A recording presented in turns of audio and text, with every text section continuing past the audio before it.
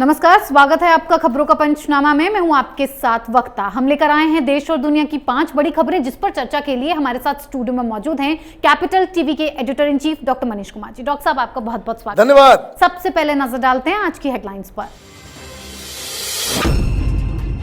ज्ञानवापी की photo video हुई leak, कई चौंकाने वाली तस्वीरें आई सामने। हिंदू पक्ष का दावा, अब तक नहीं खोला सील बंद लिफाफा। सत्येंद्र जैन को केजरीवाल ने दी क्लीन चिट, गिरफ्तारी को केजरीवाल ने बताया गलत, कहा केस फर्जी, मैंने खुद किया स्टडी।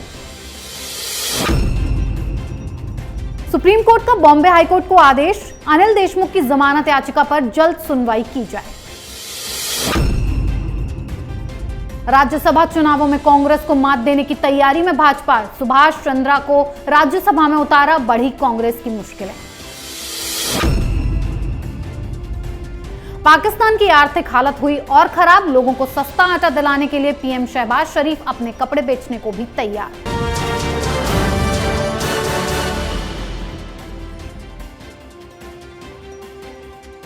आज की सबसे पहली खबर ज्ञानवापी मस्जिद पर। वाराणसी के ज्ञानवापी केस की सर्वे रिपोर्ट के फोटो वीडियो लीक हो गए हैं, जिन्हें देखकर हिंदू पक्ष का दावा और मजबूत होता दिख रहा है। हिंदू पक्ष का कहना है कि जिला कोर्ट से उन्हें मिले लिफाफे सील हैं। ऐसे में वीडियो फोटो का लीक होना एक बड़ा सवाल है। हिंदू पक्ष जिला जज की कोर्ट पहुंचा, सील बंद चारों लिफाफे वापस करने को, फोटो वीडियो लीक होने की सीबीआई जांच की मांग की। इस पर अदालत ने सुनवाई के लिए 4 जुलाई की डेट दी है। वीडियो फोटो लीक होने पर मुस्लिम पक्ष बुरी तरह से बौखला गया है। डॉक्टर साहब, फोटो वीडियो लीक कैसे हुए, किसकी साजिश है? भाई, साजिश क्या है इसमें? कोई साजिश नहीं, कोई सच्चाई है, उसको सामने आना चाहिए। ये हिंदू पक्ष के लोग कोर्ट में गए हैं इस बात को लेकर के कि कहीं कोई साजिश के तहत हमें बदनाम करने की कोशिश की जा सकती है। यह अपील किया गया कि देखिए, हमारे जो 4 बंद लिफाफे में आपने जो दिए थे वो अभी भी लिफाफा बंद है। तो शक की सुई मुस्लिम पक्ष के जो वकील हैं यादव जी, उनके ऊपर जाता है।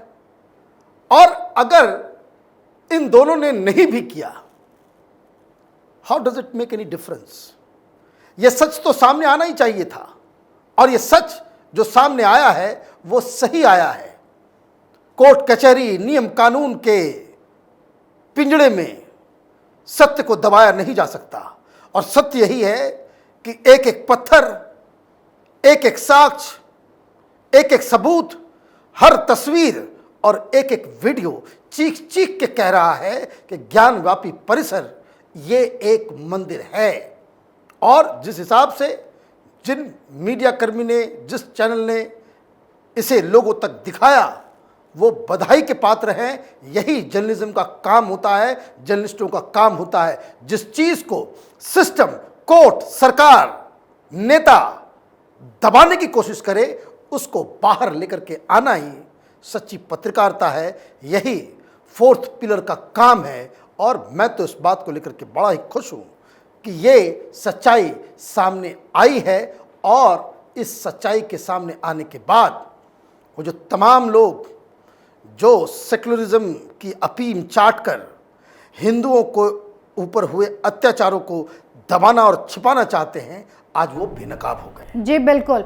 एक तरफ ज्ञानवापी की फोटो वीडियो लीक होने के बाद तहलका मच गया है, तो वहीं दूसरी तरफ केजरीवाल ने अपने मंत्री सत्येंद्र जैन को क्लीन चिट दे दी है। मनी लॉन्ड्रिंग केस में सत्येंद्र जैन को गिरफ्तार कर लिया गया है। केजरीवाल ने सत्येंद्र जैन के खिलाफ दर्ज मामले को फर्जी बताया है, राजनीतिक कारणों से फंसाने वाला करार दिया है। साथ ही ये भी कहा जो केस दर्ज है वो फर्जी है और गिरफ्तारी पूरी तरह से धोखाधड़ी है। लेकिन ईडी ने 9 जून तक कस्टडी में लिया है और अब पूछताछ होगी और राज खुलेंगे। डॉक्टर साहब, केजरीवाल गिरफ्तारी को धोखाधड़ी और केस को फर्जी बता रहे हैं, उनके पास कोई सबूत है? देखिए, ये राजनीति का नटवर लाल है। ये अपने आप को जज से भी ऊपर समझने लग गया। आज सत्येंद्र जैन को कोर्ट में पेश किया गया। ईडी ने इनसे कस्टडी की मांग की। 9 तारीख तक, अच्छा खासा लंबा समय है जी, पूरे 9 दिन। सरकार, कोर्ट को ये लगा कि ये केस गंभीर है। ईडी के पास जो साक्ष्य हैं, जो सबूत हैं, उसमें दम है और इसमें फर्दर इन्वेस्टिगेशन की ज़रूरत है। और ये भी ज़रूरत है कि इस व्यक्ति को ईडी की कस्टडी में रखा जाए। ये नप गए हैं। और ये नटवर लाल ये कह रहा है कि ये सब कुछ फर्जी है। भाई तुमको किसने जज बना दिया? कानूनी प्रक्रिया के ऊपर तुमको भरोसा नहीं है इस देश के?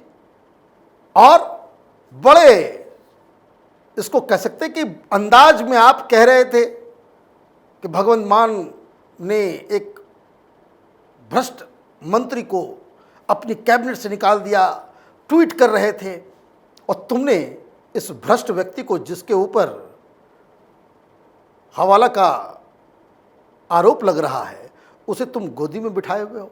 केजरीवाल क्लीन चिट देने से पहले वो ये बात बताए कि ये जो 4,81,00,000 रुपए जो कलकत्ता के फर्जी कंपनियों से इसकी कंपनी में जो ट्रांसफ़र हुए, वो पैसा जो आया है वो किस आधार पे आया है? फर्जी कंपनियों से इस तुम्हारे ईमानदार जिसको तुमने क्लीन चिट दिया है सत्येंद्र जैन, उसका फर्जी कंपनियों के साथ रिश्ता क्या है? क्यों दिया इसने पैसा? इसका जवाब अगर सत्येंद्र जैन ईडी को दे दिए होते तो आज गिरफ्तार नहीं हुए होते। जवाब नहीं है, इसलिए गिरफ्तारी हो रही है, और ऐसे नेताओं को तो कड़ी से कड़ी सजा मिलनी चाहिए। जी बिल्कुल। केजरीवाल के मंत्री सत्येंद्र जैन मनी लॉन्ड्रिंग मामले में मुसीबत में हैं, तो ऐसा ही कुछ अनिल देशमुख के साथ भी हो रहा है। लगातार कोर्ट में जमानत के लिए अर्जी पर सुनवाई के बाद भी देशमुख जेल से बाहर नहीं आ पा रहे हैं। मनी लॉन्ड्रिंग मामले में अनिल देशमुख की जमानत के मामले में सुप्रीम कोर्ट ने जल्द सुनवाई के लिए बॉम्बे हाईकोर्ट में आवेदन दाखिल करने की इजाजत दी है। देशमुख के वकील कपिल सिब्बल ने कहा है कि हमारी मुख्य मांग जमानत की है। देशमुख 73 साल के हैं, बीमार हैं, हमारी याचिका पर सुनवाई होनी चाहिए। डॉक्टर साहब, क्या इस बार जमानत मिल सकती है? चोर चोर मोसेरे भाई। दिल्ली में एक मंत्री गया और महाराष्ट्र का ये मंत्री, आप कपिल सिब्बल, ये हर उल्टे पुल्टे केस में रहते हैं। जहां गलत होता है, गलत को सही करने के लिए कपिल सिब्बल अवतरित हो जाते हैं। भाई सुप्रीम कोर्ट ने कहा है, उसका फैसला कुछ होने वजाना है नहीं। क्यों? इस बात को आप समझ लीजिए। ये मसला ऑर्गेनाइज्ड क्राइम का है कि किस तरीके से मंत्री के ओहदे पे रहते हुए इस शख्स ने मुंबई के अंदर उगाही का धंधा करवाया। चुल्लू भर पानी में डूब के मर जाना चाहिए जो लोग अनिल देशमुख के लिए पैरवी कर रहे हैं। यह देश इस तरह के नेताओं से चलेगा कि जो पुलिस वाले को उगाही एजेंट बना दे? जिसने उगाही दी उसका कबूलनामा है, जिसने उगाही की उसका कबूलनामा है। केसेस चल रहे हैं, उनके परिवार के जो कंपनियां, वही बदनाम गली कलकत्ता, ममता बनर्जी का कलकत्ता बड़ा डाउटफुल सिटी है। तमाम तरह के जो शेल कंपनियां जो होती हैं, वो फर्जी का काम करने वाले, ये सब कलकत्ता में भी ऑपरेट कर रहा था ये अनिल देशमुख और उसका परिवार। तो भाई किस बात के लिए आपको जमानत दी जाए? जमानत इसलिए मांगा जा रहा है कि वो गृह मंत्री, महाराष्ट्र का पूर्व एक्स गृह मंत्री, वो बाहर आए और फिर अपने हिसाब से केसेस को वो मोल्ड कर सके, इन्वेस्टिगेशन को वो इन्फ्लुएंस कर सके। ऐसे लोगों को तो बिल्कुल नहीं मिलना चाहिए। और सबसे मज़ेदार बात क्या है कि कपिल सिब्बल जो दलील दे रहे हैं कि भाई बूढ़े हो गए हैं, 73 ईयर्स के हैं, तो रिटायरमेंट ले लेते, क्यों मंत्री बने? जब मंत्री पद पे थे तो तबीयत खराब नहीं होती थी, जब उगाही चल रहा था तब कमर में दर्द नहीं हो रहा था, शरीर में दर्द नहीं हो रहा था। तो ये तमाम तरह की चीज़ें बेकार की बातें हैं। इस तरह के लोगों के साथ जब तक सिस्टम सख्त नहीं होगा, इस देश से भ्रष्टाचार कभी खत्म नहीं होगा। जी बिल्कुल। अनिल देशमुख की मुश्किलें हाईकोर्ट जमानत न देकर बढ़ा रही है और कांग्रेस की मुश्किलें राजस्थान में भाजपा ने बढ़ा दी हैं, क्योंकि राजस्थान राज्यसभा चुनाव में सुभाष चंद्रा की एंट्री हो गई है। सुभाष चंद्रा निर्दलीय प्रत्याशी के तौर पर नामांकन दाखिल कर चुके हैं। बीजेपी निर्दलीय प्रत्याशी सुभाष चंद्रा का समर्थन करेगी, जिसके बाद कांग्रेस के लिए एक संकट खड़ा हो गया है। कांग्रेस में चल रही आंतरिक कलह के बाद बीजेपी का यह दांव कांग्रेस के लिए भारी पड़ सकता है। डॉक्टर साहब, क्या बीजेपी ने यह दांव चलकर कांग्रेस के चुनावी समीकरण को बिगाड़ दिया है? देखिए, कांग्रेस पार्टी तो डूबती हुई नाव, कोई भी राज्य अगर आप देखें वहीं पे मालूम चलता है कि इसके नाव में छेद हो गया। अभी खबर आई गुजरात में हार्दिक पटेल वो 2 तारीख को भारतीय जनता पार्टी में ज्वाइन करने वाले हैं। अब बताइए कितने पंप एंड शो के साथ राहुल गांधी ने 3 तिकड़ी, एक मेवानी था, एक कन्हैया कुमार था और एक हार्दिक पटेल, एक और था, वो चला गया पहले ही बीजेपी में। और ये जो लुटियन मीडिया, ये जो लेफ्ट लिबरल कबाल है, इन लोगों को हीरो बना रहा था मोदी के खिलाफ, यंग टर्क्स, ये पता नहीं क्या क्या। अब वो उधर जा रहे हैं। लेकिन राजस्थान में खेल फंस गया। 3 उम्मीदवार हैं, बताया जा रहा है तीनों 3 के समर्थित उम्मीदवार हैं। एक सोनिया गांधी का है, तो एक प्रियंका वाड्रा का है, एक राहुल गांधी का है। अब सुभाष चंद्र साहब ने जो नॉमिनेशन कर दिया, तो अब इलेक्शन होगा। अब इलेक्शन होगा तो इस 3 में कांग्रेस पार्टी किसको चुनाव लड़वाएगी और किन 2 लोगों को वहां भेजेगी, उसको लेकर के ही प्रॉब्लम शुरू हो जाएगा जी। अब सुभाष चंद्र साहब तो खिलाड़ी आदमी है, जहां बिल्कुल ही समर्थन नहीं था, चुनाव हारने वाले थे। कहां, पिछली बार जब वो राज्यसभा में हरियाणा से चुनाव लड़े थे तो कांग्रेस वाले ही जाकर के चुपके से वोट देकर के चले आए थे। ऑब्वियसली अंडरहैंड कोई बात हुई होगी। अब राजस्थान में भी वैसा ही कुछ होने वाला है क्या? कांग्रेस पार्टी हर तरफ से, कोई भी खबर जब भी आती है कांग्रेस की, हमेशा कांग्रेस के लिए बुरी खबर ही आती है। ये बड़ी दिक्कत चल रही है कांग्रेस पार्टी के साथ। जी बिल्कुल। आखिरी खबर में बात पाकिस्तान की कर लेते हैं। आतंकवाद को पनाह और बढ़ावा देने वाला पाकिस्तान इन दिनों बड़े आर्थिक संकट से गुजर रहा है। हालात ये हैं कि पाकिस्तान के तमाम शहरों में खाने पीने के सामान के दाम आसमान छूने लगे हैं। लोगों का इनको खरीद पाना मुश्किल हो रहा है। ऐसे में पाकिस्तान के नए प्रधानमंत्री शहबाज शरीफ लोगों को महंगाई और आर्थिक संकट की परेशानी से निजात दिलाने की बात कहते हुए अपने कपड़े बेचकर लोगों को सस्ता आटा मुहैया कराने का प्रयास करने की बात कह रहे हैं। साथ ही पाकिस्तान की इस हालत का जिम्मेदार इमरान खान को उन्होंने बताया है। डॉक्टर साहब, इमरान खान बेचारे हर चीज में घसीट लिए जाते हैं। देखिए, इस देश का सौभाग्य है हिंदुस्तान का कि केजरीवाल जैसा नटवरलाल प्रधानमंत्री नहीं है। अदरवाइज यहां पर भी वो यही कह रहा होता कि मैं अपने कपड़े बेच दूंगा, लेकिन आटे जो है वो सस्ते दामों में दिलवाऊंगा। दिक्कत क्या है?